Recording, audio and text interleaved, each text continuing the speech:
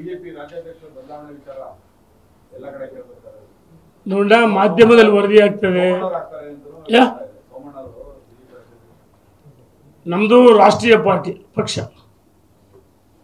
ರಾಜ್ಯದ ಅಧ್ಯಕ್ಷ ವಿಜೇಂದ್ರ ನೇಮಕ ಮಾಡಿದ್ದು ನಮ್ಮ ಕೇಂದ್ರದ ವರಿಷ್ಠರು ನರೇಂದ್ರ ಮೋದಿ, ಅಮಿತ್ ಶಾ, ನಡ್ಡಾ.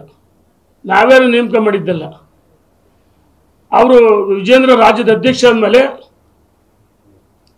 ಬಹಳ ಅತ್ಯಂತ ಪಾರದರ್ಶಕವಾಗಿ ಹಾಸ್ಪಿಟಾಲಿಟಿ ಕ್ಷೇತ್ರದಲ್ಲಿ ಜಾಗತಿಕ ವೃತ್ತಿಯ ಕನಸು ಇದೆಯಾ? ಜಾಗತಿಕ ಅಧ್ಯಯನ ಉದ್ಯೋಗ ಅವಕಾಶಗಳೊಂದಿಗೆ ಭಾರತದ ನಂಬರ್ 1 IIHM ನಲ್ಲಿ ಓದಿ ಪ್ರವೇಶ ಆರಂಭವಾಗಿದೆ. ಈಗಲೇ ಸೇರಿ. ಒಂದ್ ಕಡೆ ಸಂಘರ್ಷನೂ ಮಾಡಿದ್ದಾರೆ ಮತ್ತು ಸಾಮರಸ್ಯದಿಂದ ಪಕ್ಷವನ್ನು ಸಂಘಟನೆ ಮಾಡಿ ಸರ್ಕಾರ ವಿರುದ್ಧ ಸಂಘರ್ಷ, ಮೂಢ ಹಗರಣ ಹೋರಾಟ ಪಾದಯಾತ್ರೆ ಮಾಡಿದರು, ವಾಲ್ಮೀಕಿ ಹಗರಣ ಅಧಿವೇಶನ ಒಳಗೆ ಹೊರಗೆ ಹೋರಾಟ ಮಾಡಿದರು, ಭ್ರಷ್ಟಾಚಾರ ವಿರುದ್ಧ ಹೋರಾಟ ಮಾಡಿದರು. ಇಡೀ ರಾಜ್ಯದಲ್ಲಿ ಅವ್ರದೇ ಆದ ಒಂದು ವರ್ಚಸ್ಸಿದೆ. ವಿಜೇಂದ್ರ ಯಡಿಯೂರಪ್ಪನವರು ಯಾವ ರೀತಿ ಮಾಸ್ ಲೀಡ್ರು ರಾಜ್ಯಕ್ಕೆ. ಯಡಿಯೂರಪ್ಪನವರೇ ರಾಜ್ಯದಲ್ಲಿ ಭಾರತೀಯ ಜನತಾ ಪಾರ್ಟಿಯನ್ನು ಕಟ್ಟಿ ಬೆಳೆಸಿ ಅಧಿಕಾರಕ್ಕೆ ತಂದ ಒಬ್ಬ ಮಹಾನ್ ನಾಯಕ. ಇವತ್ತು ದೇಶದಲ್ಲಿ ನರೇಂದ್ರ ಮೋದಿ ಯಾವ ರೀತಿ ನೋಡ್ತಾರೆ ಅದೇ ರೀತಿ ಅಟಲ್ ಜಿ ಅವ್ರನ್ನ ಜನ ನೋಡಿದ್ದಾರೆ. ಯಡಿಯೂರಪ್ಪನವರು ಅದೇ ರೀತಿ ಪೂಜನೀಯ ಭಾವದಿಂದ ಗೌರವಿಸ್ತಾರೆ. ವಿಜೇಂದ್ರ ಯಡಿಯೂರಪ್ಪನ ಮಗ ಅಂತ ನಾವು ಇಲ್ಲ.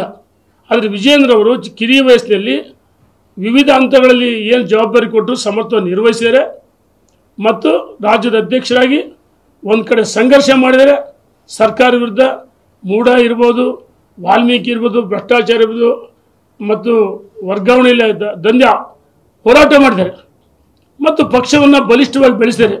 ವಿಜೇಂದ್ರ ಅವರ ಒಂದು ಕನಸಿದೆ, ಮುಂಬರುವ ಲೋಕಲ್ ಬಾಡೀಸಲ್ಲಿ ಭಾರತೀಯ ಜನತಾ ಪಾರ್ಟಿ ಕಾರ್ಯಕರ್ತರಿಗೆ ಅಧಿಕಾರ ಕೊಡಬೇಕಂತ ಅವ್ರ ಕನಸಿದೆ ಮತ್ತು 2228 ಇಲ್ಲಿ ಭಾರತೀಯ ಜನತಾ ಪಾರ್ಟಿ ರಾಜ್ಯದಲ್ಲಿ ಅಧಿಕಾರಕ್ಕೆ ಬರಬೇಕಂತೇಳಿ ಅವ್ರ ಕನಸಿದೆ.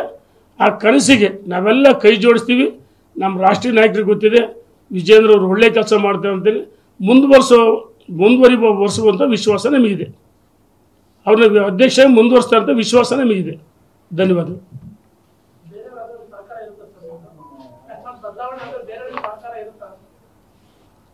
ನೋಡೋಣ, ರಾಜ್ಯದ ಅಧ್ಯಕ್ಷ ಸ್ಥಾನ ಖಾಲಿ ಇಲ್ಲಲ್ಲ.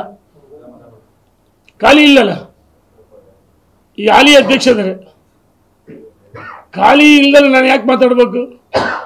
ಅಧ್ಯಕ್ಷ ಸ್ಥಾನ ಸಮರ್ಥ ನಿರ್ವಹಿಸ್ತಿದ್ದಾರೆ. ಧನ್ಯವಾದಗಳು.